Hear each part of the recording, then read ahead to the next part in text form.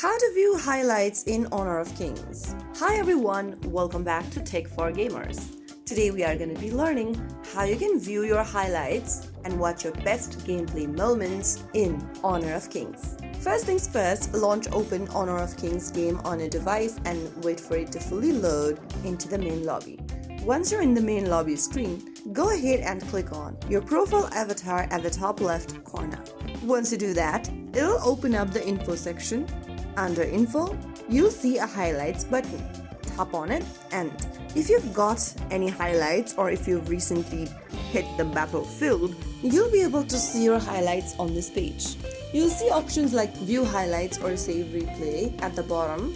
You can tap on view highlight to watch it. So that is how you can easily find your highlights or view your highlights in Honor of Kings. Since I have not played any kind of a battle yet, it has not shown me the highlights, but in your case, if you have, you will be able to see them in the highlights tab. If you found the video helpful, don't forget to like, share and subscribe to our channel. I will be back again in the next episode. Thank you for watching.